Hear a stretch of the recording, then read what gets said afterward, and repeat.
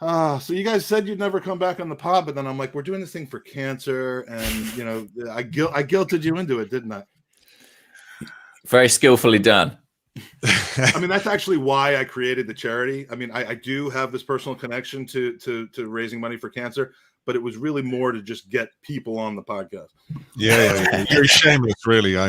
With your good causes and worthy helping people and stuff. So like that. Transparent, Mike. Yeah, I really, but my true colors are shining through, and they're not pretty. But this is the second time you guys have been on the podcast in the last 3 hours, because the one non-live bit that we did today was a replay of the Podlywed game, in which we were triumphant, I believe. You were triumphant, although in my stupor of hour 12 of the 24-hour podcast, I hit the wrong button while I was replaying the podcast.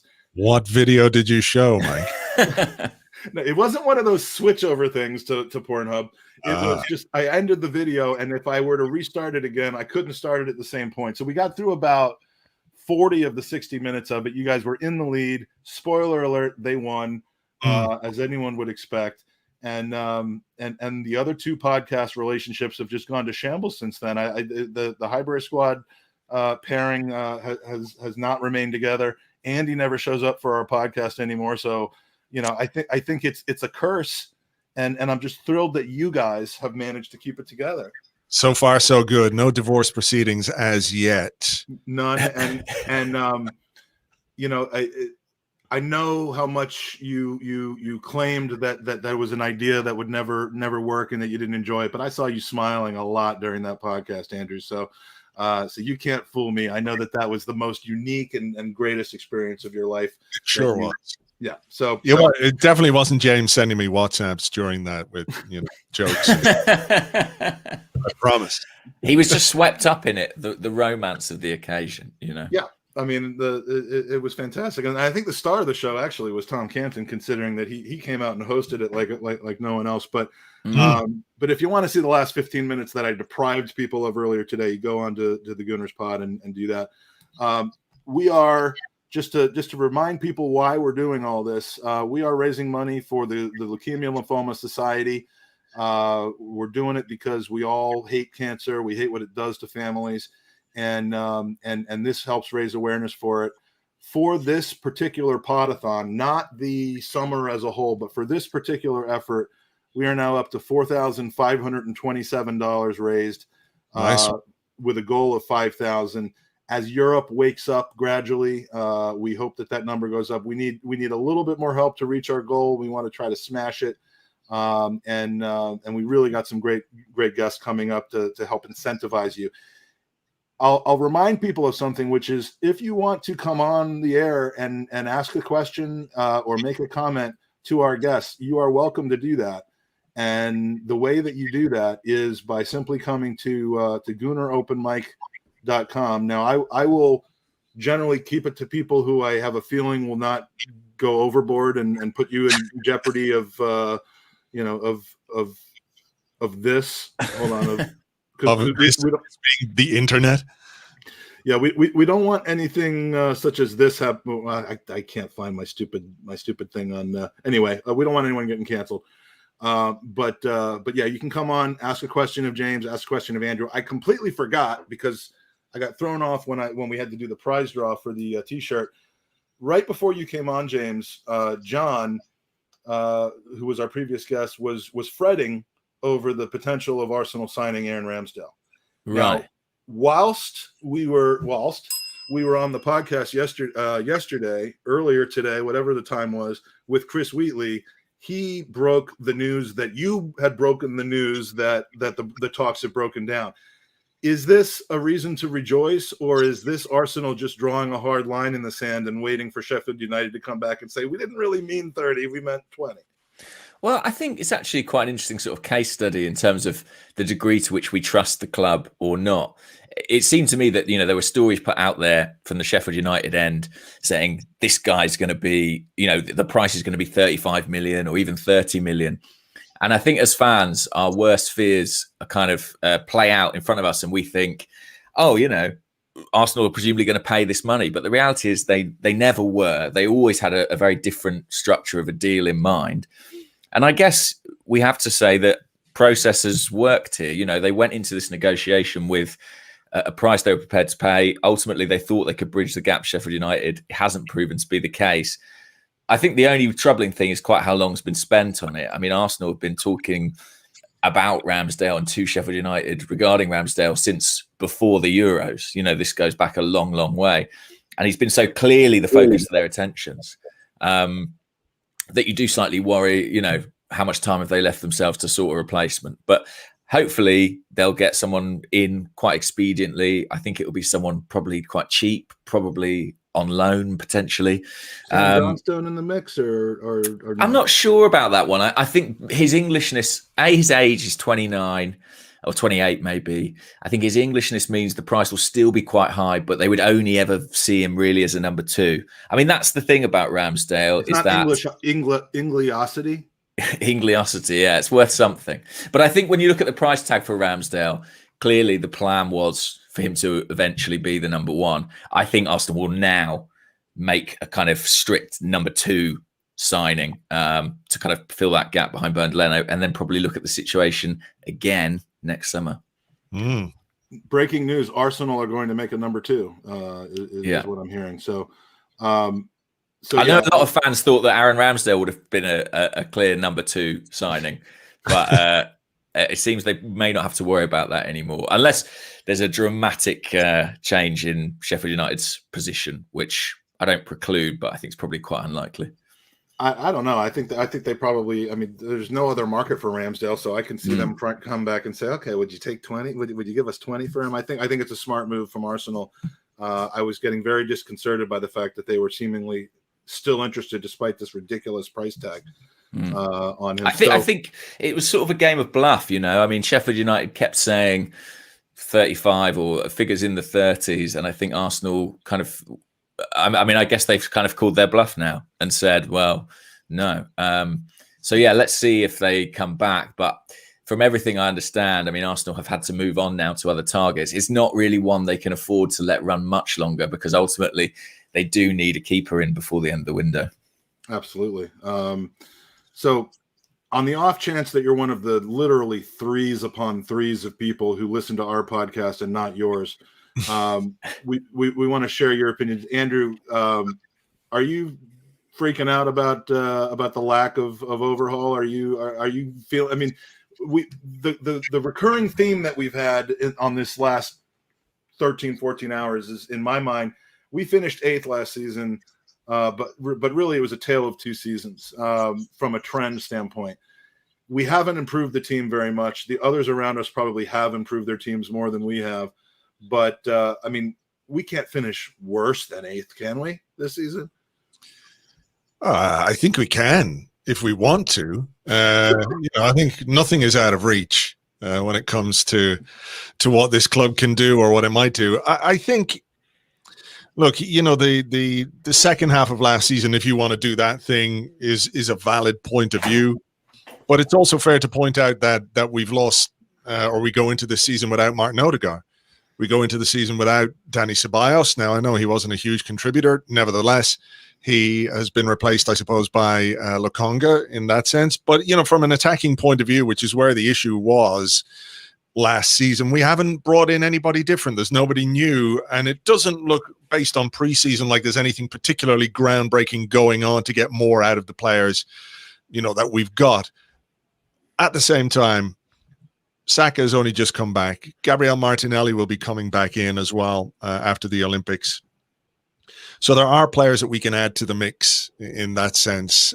So look, I'm as anxious as anybody else out there for us to do a bit more in the transfer market. I do think it is possible to get a bit more out of some of the players that we have. I think, why were we frustrated with finishing 8th last season? It's not just because we finished 8th. It's because we know that the players we have are capable of better than that. Aubameyang is capable of more. We could get more out of certain individuals. So I think there's room for improvement. As difficult as it is, I think we have to kind of look at August 31st as the real marker as to what we're going to be able to achieve next season. In an ideal world, you get as much done before the start of the season as possible. This is not an ideal world, far from it. So we have to look at the deadline, August 31st, see what kind of a state the squad is in on September 1st. And for Mikel Arteta, he's got to kind of he's got to surf the waves of pressure that are going to come in these first 3 games, because Brentford, Chelsea and Manchester City represents a difficult start to the season. If it doesn't go well, the pressure is going to be enormous. But ultimately, it's what we do between now and May that will decide Mikel Arteta's future, not these 3 games. So as frustrating as it might be, I think we have to take that into account as well when we rationally and calmly jump to conclusions. Yeah, Arsenal are not going to sack Mikel Arteta after 5 games, even if we have 1 or 2 points after those 5 games, which is it just will be a very toxic environment, unfortunately. And unless there's been a players' revolt against him, which I can't see at this point happening at the beginning of a season like that. But I don't think that's going to happen. I have a concept that I want to run by you guys. I didn't get to it a couple of hours ago, but it's better for the 2 of you, because Arsenal is in a cycle right now where they are just being taken, and I see signs of this changing a little bit, but they're in a cycle where they've been taking advantage on both the buy side and the sell side of transfers. We've sold so horribly. We've mismanaged our players. We've killed their value. We've possibly bought some players at too high of a price, like Pepe, and some would say Ben White, although he hasn't kicked a Premier League game ball for us yet.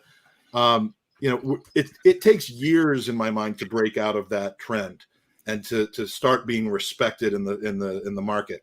We look at Liverpool, who sold players that no one's ever heard of for 25 to 30 million pounds, or Ryan Brewster, and who was the other one that was sold for 25 or 30 million? Solanke. Jordan Ibe went for about 15, I think, and Dom Solanke was another. And you can do that when you are seen as shrewd in the transfer market and not necessarily needing to sell. So this is going to be a little not complicated, but controversial. I almost think that when you look at Liverpool, they had to sell 2 of their assets within 4 years of each other that were at the absolute peak of their market value, and then reinvest the money smartly. Do you think, and I'm not talking about Arsenal going from 8th to 6th, I'm talking about Arsenal breaking into that top 4.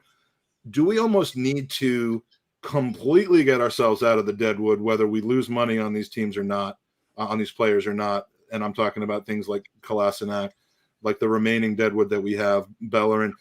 Flush all those bloated squads out, and then, and this is the controversial part with one of our significant assets who might actually have a bidding war over him, like an ESR or Saka. Bring in that potentially at that point £100 million plus offer, and invest wisely as a Liverpool did in 3 or 4 different players in key areas in the squad before we can actually get back to that point where we're competing. No one wants to sell Saka or ESR, but they're really the only assets that we have that are going to get silly money from a team that's willing to pay for it. I'll let you deal with that part of it, James. Just one small point I would make is that, like, this idea that you get rid of the deadwood, I get it, but it's not to say that you won't have more deadwood in 2 or 3 years' time. It's it's not like a complete clear eye. Like, those are the players we don't want. Now they're gone, and we'll only ever have players that we want.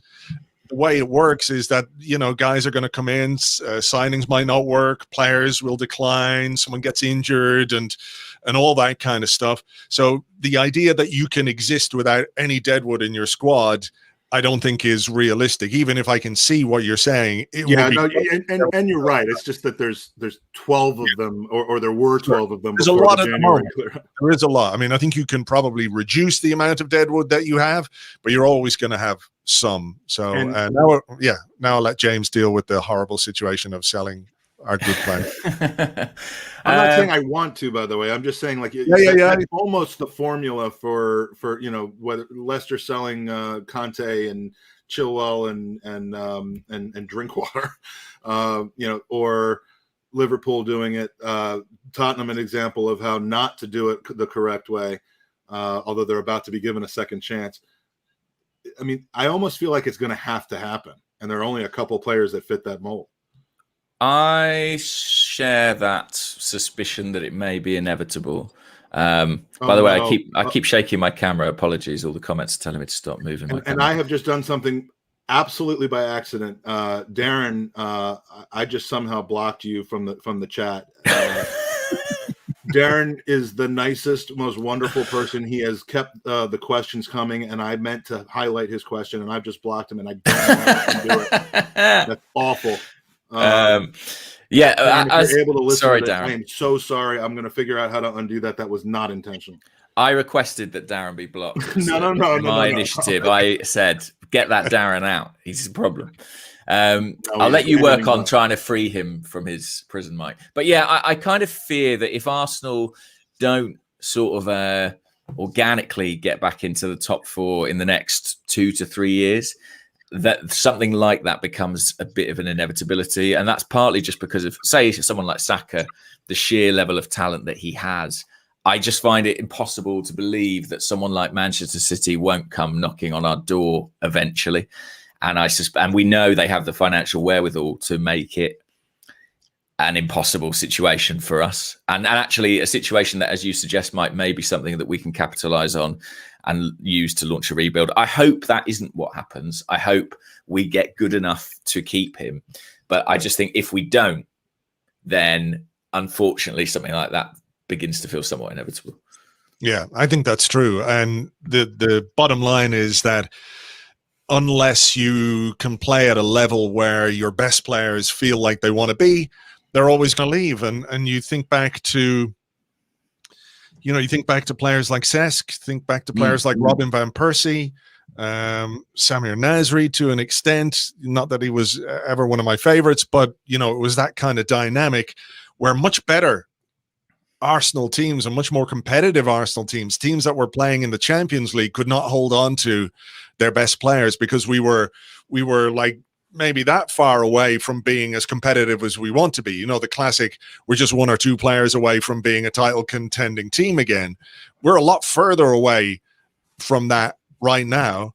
And unless we can bridge that gap, then you are going to look at situations where the best young talent you have, which is also very valuable, is going to be coveted by other teams.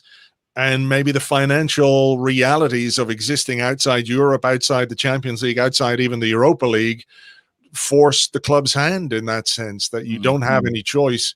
The players will want to go. The money's too good to turn down. And I think there's a utopian idea that if that happens, you could reinvest that money really smartly in the kind of players that could get you back in there.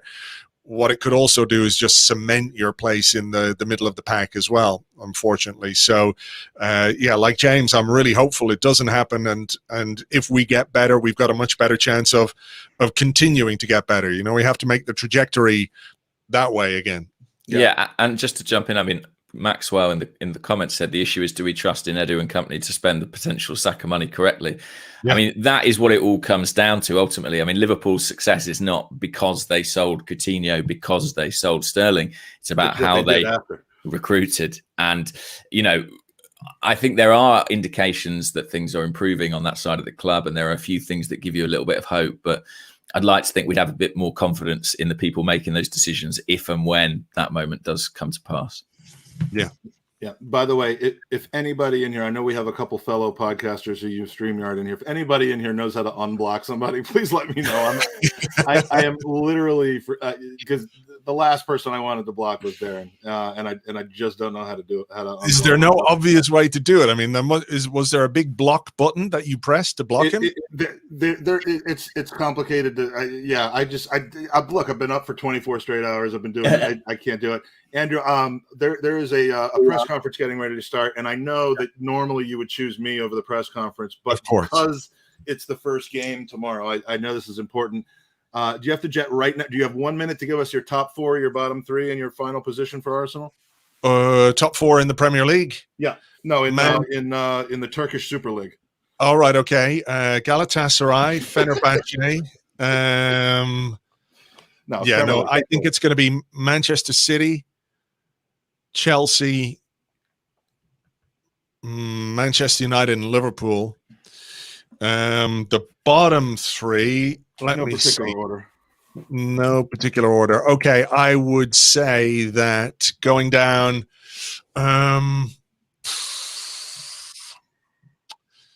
Norwich, Burnley, and I think someone surprising, maybe like could be like a Newcastle, somebody like that. So I'll go with that. Arsenal final position. I'm gonna go with an optimistic, an optimistic sixth. I think we'll just do that. So, James, are you able to stay with us, or you have to be? Yeah, I can stay with you. That's no problem. I love it. All right, Andrew, I'm going to go so much for joining us. Appreciate it. Talk about the transfers. Take it easy. Good luck with the fundraising. I'll throw in my contribution now after the press conference. And well done for doing this and for what you're trying to raise awareness and funds for. It's really important. And there isn't anybody out there who hasn't been in some way impacted by cancer in their life or in their family. So well done. It's great work. Well, I appreciate it and truly appreciate your support. So thank you so much. All right. Cheers, guys. Cheers, Andrew. Take care. Now, James, I want to talk to you about something that's near and dear to my heart, because as the last human being to see your live show in Soho, which is whilst there were other people in the theater, I like to act like there weren't. It was a one-on-one private show. It was, yeah. Well, it was a private show, but a private show in Soho probably isn't a good thing to be talking about. But I do want to spend some time talking about your book. It's out, and I listened to your chat with Andrew about it last week, and it's just it's a really, really cool story. And it's an adaptation, I guess, of your stage show, but in an expansive way. And so tell everyone who's listening to this and watching this, kind of including Darren, who I hope to be able to have back onto the stream so he can listen back to this. I don't know if he's able to listen, but just not comment in the chat. I hope that's what it is. But Darren, I love you. I miss you already, and it's my fault. James, The Boxer was the show. Yeah. It's a story about your grandfather, American Olympian until we figured out he wasn't American. Basically, yeah. Which, we can't afford to be turning down boxing champs in America. But to tell us a little bit about how the story and how the show became, and then how the book came out of the show. So yeah, my grandfather was a guy called Terry Downs. I got in a lot of trouble with somebody because apparently on the Arsecast edition, I didn't actually say his full name at any point. I just kept saying Terry. Lots of people be Googling Terry McNicholas and being very disappointed not to find him. But Terry Downs, my mum's dad, and he was a kid who grew up in Paddington, West London, not too far from where Bukayo Saka and his family are from. At the time, it was quite a rough part of the world, and he had a pretty crazy life story. His sister joined the Ringling Brothers Circus in America. She was in an accident while with the circus where she lost an arm. He went out to be with her in America as a teenager, wound up joining the US Marines, boxed for them, as you say, basically blitzed through the Olympic trials, but was then sort of pulled up on red tape, came back to the UK, turned pro, and ended up being the world champion at middleweight in 1961. And very nearly was a world champion at light heavyweight as well. Lost on a very close fight in his final fight after going up a weight. But it was an incredible kind of rags to riches tale. And after he died, I sort of decided to make a show about it. But it wasn't just about him. It was kind of about me too. I'd sort of alternate between doing like his life and then doing kind of stand-up about my own life. And the book kind of does a similar thing in some ways. It kind of compares and contrasts us. It tries to bridge that generational divide. I always say, like, I reckon everyone's grandfather was like tougher than them, probably in the modern world, but he was just the most extreme possible example of that because he was one of the toughest people on the planet. My grandfather was a caterer at a Jewish deli in New York City, so I mean, you got to be kind of tough, I guess, for that. Yeah, I reckon you do. But no, I think it was a harder time, and I've always felt sort of slightly self-conscious about my relatively soft, comfortable existence. And I guess the book is kind of an exploration of that, as well as kind of telling these two different stories. So it's been a real pleasure to work on something that's, very related to my family and, my own personal life. And it's been really lovely as well, hearing all the responses and people enjoying it. So thank you very much to everybody. I'm really grateful. Yeah. Zach says he's got the audio book, which I think you said is about 10 hours long. Yeah. So now we've got 20 hours of stuff to do because we're talking about Fergus and the Guns and Yellow Ribbons podcast with their excellent series about Arsenal history. It's an 8-part series that's 9 hours, 59 minutes, and 54 seconds long. They really cheaped out on the last 6 seconds of it, but shame. I mean, if you want, I could just read the book now and it will just see you through to the end of the live stream. Just the final few hours is just me boringly reciting out a book. What I said to Fergus was, and I'll say the same thing now because I think we're right at that point where if you listen to the audiobook, maybe on 1.5 speed, you can listen to it and then come back for the final prize drawing before we're off the air. I can't believe we still have that much time in front of us, but yeah, the book looks fantastic. It does. Is it a similar theme to kind of the posters and the hold it up again? Oh, here, yeah. So like this book, actually, what it is, that's me there, and that's my grandfather Terry there. I sent them a load of like vintage boxing posters that actually are real for the time, some of which I've got up on the wall, and they came back with that design. And on the back, there's like kind of our vital stats, where 5'10" of muscle against 15 stone of flab. I think it's pretty obvious which I am, but yeah, I think it's been a great thing to do, like 15. Really satisfying. Yeah. Now this might come out sounding the wrong way, but okay. In the book, are there pictures of you without your shirt on, like there was in live action? I mean, again, being without your shirt on in Soho, maybe not the best idea, but I'm pretty sure I saw that. So yeah, there are a couple. Do we of get to see the pastiness? You do get to see the kind of, is it Marshmallow Man in Ghostbusters? This big white chunky figure. Yeah, the Pillsbury Doughboy, I believe. Or the Stay Puft Marshmallow Man or something like that. Yeah. You do get to see that as well. And if that's not worth the price, I don't know what it is. Were those photos? I mean, the questions are just flowing now. Were those photos from like a specific photo shoot? Like when you write a book about yourself and about your family and stuff, the topic is you. You're not finding pictures of like World War II battleships in the South Pacific.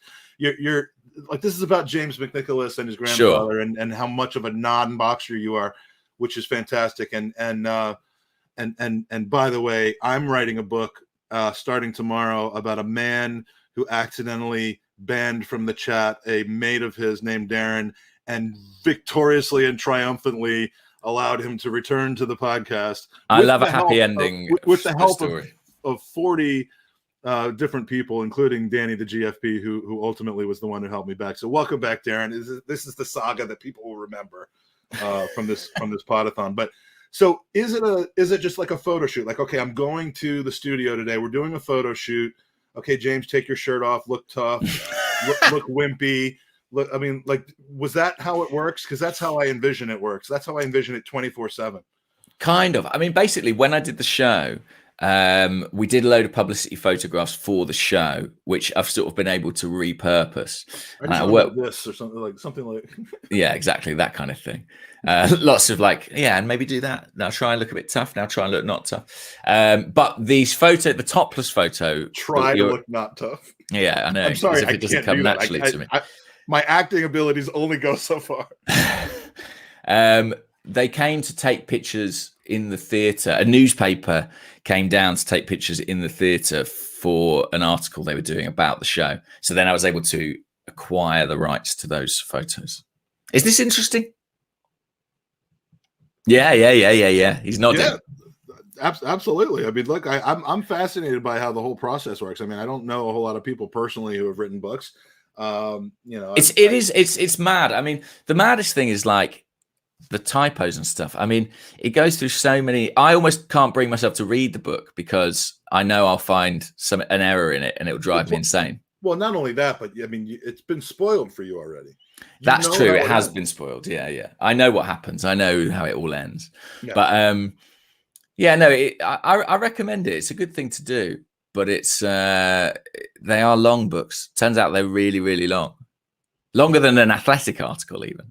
Yeah, I mean, well, and does the book have like a paragraph and then the paragraph fades into, and if you'd like to read the rest of the article, yeah, it's like a pamphlet, and that you get and you read it. I'm enjoying this, and then it's like, if you want the rest of the book, that's going to be, a tenner a month or something like that. If you can't read the book during the free preview period, then I got. But don't worry, because like Mr. Arsenic and Gooner Gurgit, whatever, are going to tweet out the book. They're going to tweet all the salient points from the book for you. So it's exactly fine. Yeah. James McNicholas said, I found that whole interchange. Speaking of which, fascinating, with Mr. Arsenic tweeting a bunch of stuff, and then you retweeting the bell. Showing some respect and deference to my fellow athletic interviewee. Looks like you were sucking up to the bell a little bit. Well, I'll be honest. What happened was I went on the Arsecast and said what I said about James Maddison, that I was a bit dubious about the degree of Arsenal's interest in him.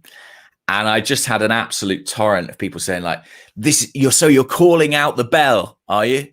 You're calling out Chris Wheatley. Feels like, but I can only imagine. It was like, oh, so you're trying to start something. Didn't you see what the bell said? And I was like, listen, good luck to the bell. The bell are doing some good stuff.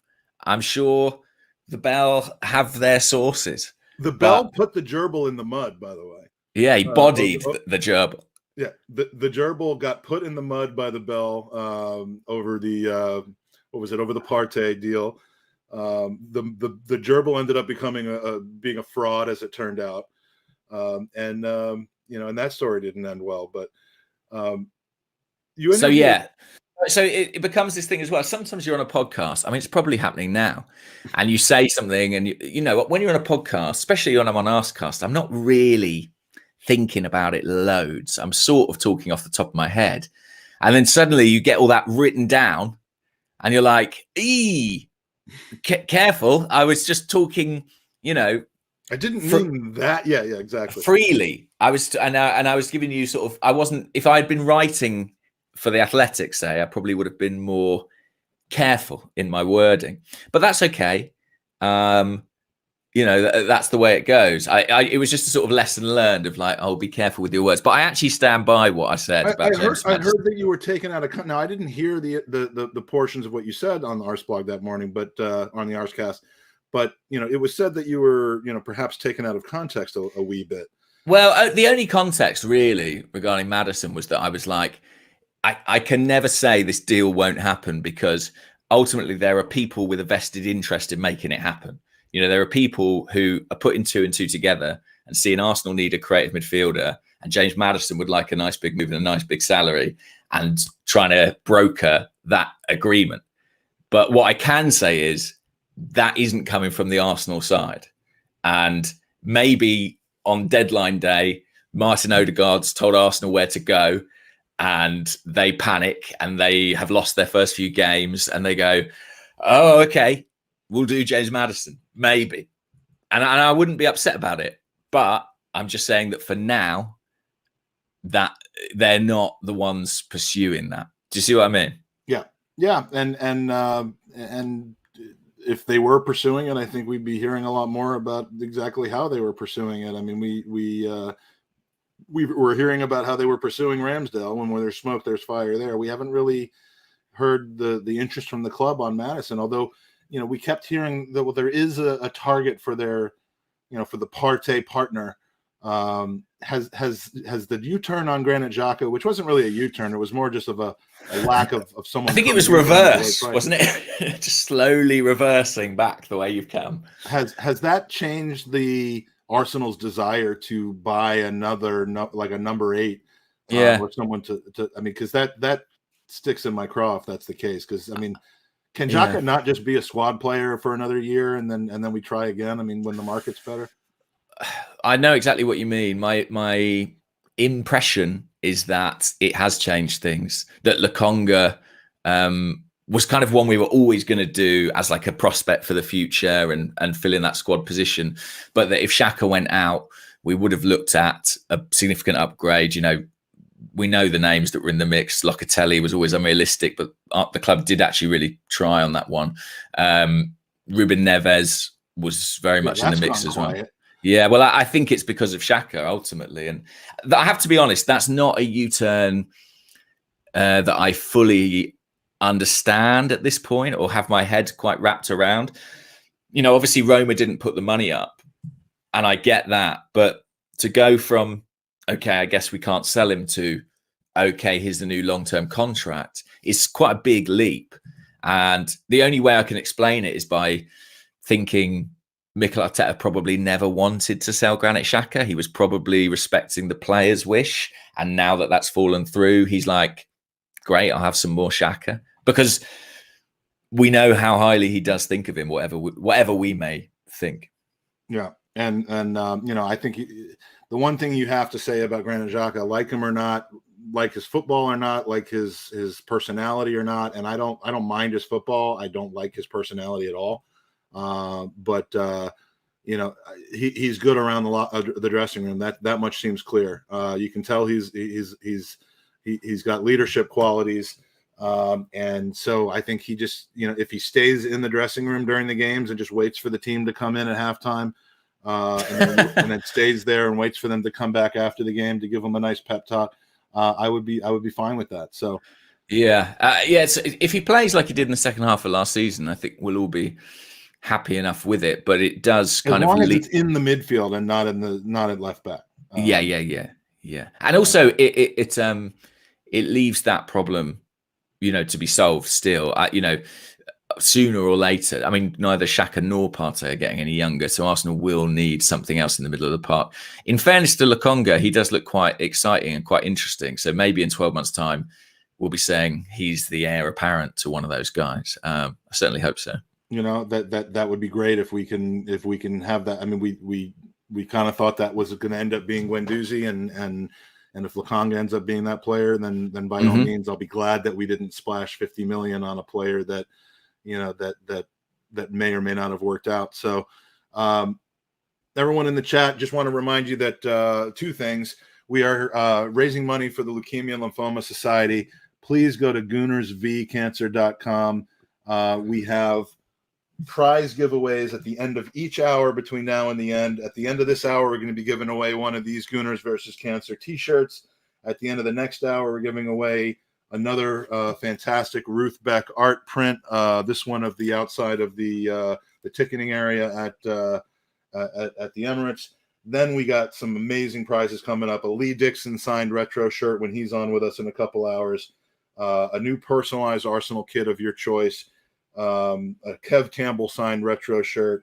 Another new personal Arsenal kit, personalized Arsenal kit, and then a team signed shirt from the FA Cup winning 2019-2020 squad. So if you don't enter, you can't win. And of course, your entries go towards a great cause, which is helping to try to find the cure for blood cancers and supporting families. So we're very close to our goal, just over 4,500 of 5,000 for this day of podcasting, which is 90%. So please, if you haven't already, please help out the cause if you're able to. And either way, we appreciate you being with us. So what do you expect then for, and the other thing is, by the way, if you're in the chat and you want to ask a question of James, you know, not just in the chat, but live on air, please come to GoonerOpenMic.com. I promise not to accidentally block you. And if you come to Gooner Open Mic, we'll bring you in the studio and you can ask James a question directly. So your top four, for the Premier League. What do you think? Oh yeah, better do that. Is it in any order, right? Top four we'll do in order, and the bottom three can be in any order. Top four in any order. I think Chelsea will win the league. Okay, yeah. Then I think we've got half Chelsea, 49% City, and then our friend JJ who believes that Arsenal is winning the league and Tottenham's getting relegated. I like that guy. Yeah, he's super. I think Chelsea, Man City, Man United, Liverpool is my top four. Okay. And bottom three in no particular order. Yeah, bottom three's hard, I think Norwich for sure, because as far as I can see, they've come up and immediately sold their best player. They have done some interesting stuff in recruitment, but I'm going to say Watford. It's my hometown club, but they always feel like sort of just a ragtag collection of players slightly thrown together because of their ownership model. And I'm not sure if I see that surviving in the Premier League this year. And then I will say, with a heavy heart, I'm going to take a leap on Crystal Palace. Yeah, a lot of people have gone for Palace. Have they? Yeah, I mean, I don't think even the most passionate of Gooners, I don't think thinks Vieira is a very good coach. Right. And the history has shown that. I mean, they might have well have brought in Gary Neville to coach the team. They might have well have brought in Aaron Neville to coach the team, I think. But I just think like a lot of the time you get these teams who are like really solid, not spectacular, kind of like Stoke were in the Premier League, but they survive. And I feel like often they get higher ambitions and they want to be more expansive and play more attractive football, and it can end in disaster. And I slightly fear for Palace in that respect, but they've made some interesting signings. So, if Vieira does know more than maybe we think, then they could be all right. But, Yeah. So one thing I do want to, while it's going on, I do want to talk about the press conference that's going on. I just looked for Andrew's. Andrew doesn't seem to be live tweeting it out, but our good friend Chris Wheatley is. And he's got a lot of quotes from Arteta. And I think just given our discussion about this, I think it would be relevant to doing that. I'm not complaining about this, but I'm surprised you're not watching the press conference given your role in the media. I mean, I will watch it. To this time, then realize the press conference was here, and then they moved the press conference. The press conference was going to be later today, and the last night they moved it back. And you didn't text me and say, "Hey, I've got a reason." I mean, it's fine. I'm very lucky. Art de Roche is covering the press conference right now, but I will be catching up with it. Don't worry. I need to shoot soonish, though. Actually, I need to go pretty soon. Well, and we're gonna finish up in just a bit. But do you mind if I kind of share some of the comments from Chris's reporting, because it's obviously pretty interesting to find out what Arteta is saying in the very last press conference before the season. So what I'm seeing is, and let me just enlarge this a bit, in this first period of the window, I think we've done a few things that we wanted to do. There's still a window to go. So I'm sure that things will happen either way. That's kind of Wenger-ish. Let's see. What do we have next? He was quite interesting on Joe Willock. I don't know if you can see. I'm going from oldest to newest. So on how many players could be brought in, I cannot tell you today. I have no answers to that. Okay, that's Arsene Wenger. Willock, the situation is that he's our player. We've had some conversations. What he's done is put himself in a strong position where he can choose what his future could look like. That's what we're trying to define right now. I mean, he's mastered the art of saying nothing while saying something, right? He learned from the best, yeah. He did. I mean, this is Arsene Wenger 2.0, and that's not going to make people happy. But, he's given Aubameyang a wink and a nod and saying, you know what, I'm going to back you publicly.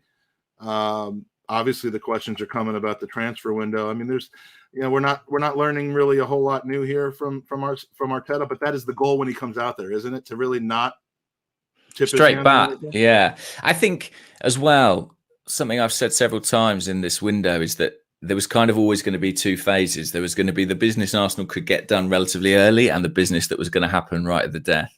And clearly one phase of that is over and we're entering the next phase now. Look at that quote from Mikel Arteta there. Sometimes what it's not possible to do on the 12th of August is possible to do on the last day. And we've seen that there is truth to that. It's just so aggravating to know that, these players that do come in on the last day are just not going to bed in the way that they would if they joined the team in July. Personally, I liked the window being, before the end of the season, before the start of the season, rather, the deadline day. I thought that made a ton of sense. But the clubs did not want it like that. A lot of clubs for various reasons, and certainly like agents didn't want it that way. And it seems to be that we've gone back to this model. So, it's going to be a chaotic few weeks, but we love it, don't we? I mean, we'll be eating it all up all over Twitter like everybody else. I'll tell you, if in 40 years Mikel Arteta looks like this, he'll be in good shape. He's certainly acting like it already, but if he looks like that, he'll be a happy man. More attractive or less attractive than Arsene Wenger without a shirt on in 40 years. Toughest question I'm sure you've ever been asked in your journalistic career. I think he's going to be. I don't know if he'll be in that nick in 40 years. Is he going to hold up, or do we know what his dad looks like? Because they say great question. About, I don't know. I can't imagine him without that perfect hairline and chiseled jaw. Yeah, they say you end up looking like your dad, and right now I don't even look as good as my dad, and that's actually a really disgusting bit of comedy, considering if you know why I raise money for Leukemia and Lymphoma Society.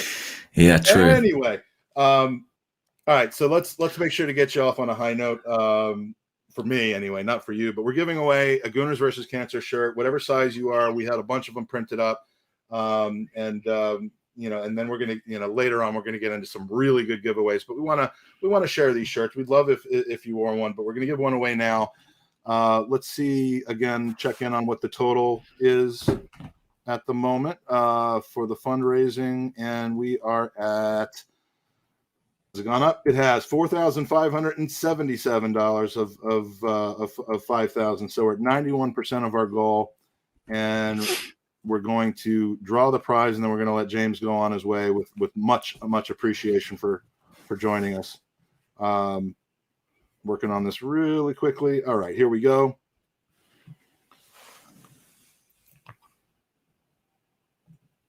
The winner of the second and final Gooners versus Cancer t-shirt giveaway is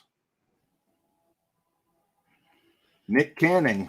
Thank you, Nick. Congrats, Nick. We have a lot of double winners here because, again, it's a weighted lottery. So the more you donate, fortunately, the more tickets you get. Nick has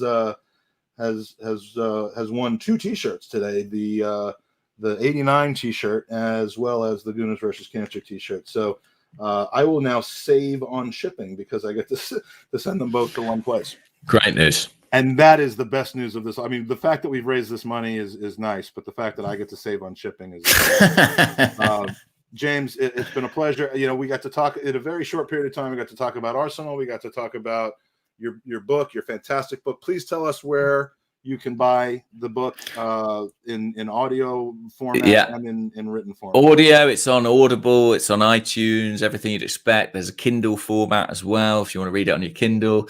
It's out in hardback too. I think the best thing to do if you go to my Twitter account and look at my tweet about it, so I think it's my pinned tweet on Gunnerblog. There's like a link tree there, and there's got different links for different countries and stuff like that. But you can basically get it anywhere, free postage and packaging. So do it. Do you actually send? Do you put them in the envelope? No. It's through a company. I don't know. Okay. I have no part in it myself. Fortunately, okay. I believe that this is. I save on postage, Mike. Exactly. I mean, we'll send all the books that are going to America to me, and you'll save on postage, and then I'll make sure to get them out to everybody. That would be ideal. Thank you. It's a little side business for me. All right, James, truly appreciate it. This is the link tree right here. Thank you so much for joining us, and we hope to have you on again soon. You've always been very generous with your time, and I appreciate your friendship. Cheers, man. You too. This is a great cause. Keep it going. Keep the stamina up. I'll be watching here and there. I've just ordered on Instacart more Red Bulls, which will be arriving here in 3 hours. So I think we're going to make it. All right, man. Take care. Take care. Bye. All right, so here's what's going to happen. We are approaching the end of the 16th hour, which, if you were here with us 8 hours ago, YouTube only archives 8 hours of footage at a time. So what I'm doing is we're switching to part 3. We really, really hope if you're here now, you'll continue to be here with us. We have the following guests coming up in hour 15 through 24. I know this is kind of small, but we've got Mark Brindle, who is the Arsenal supporters liaison. I would love to have some Q&A for him in the chat.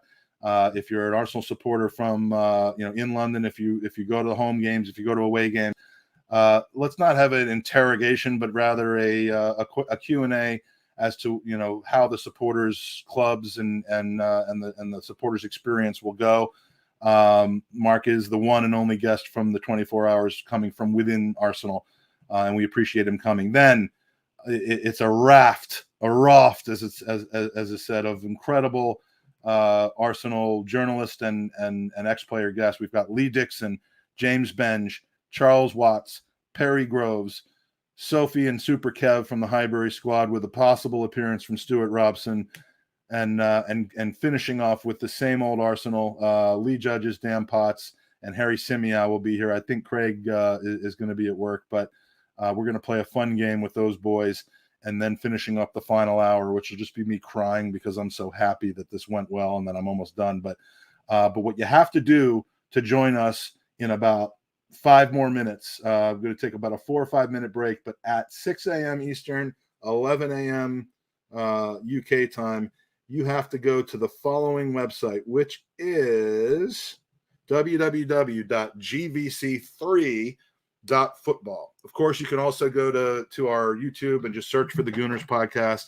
It's the 3rd part of the series, but you can get there directly by going www.gvc3.football.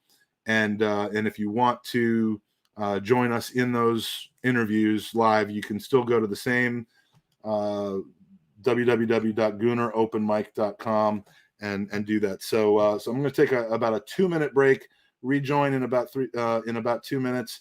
Thank you for all the support, and I will see you over at www.gvc3.football. And for now, I shall say, come on, you Gooners. See you in a minute.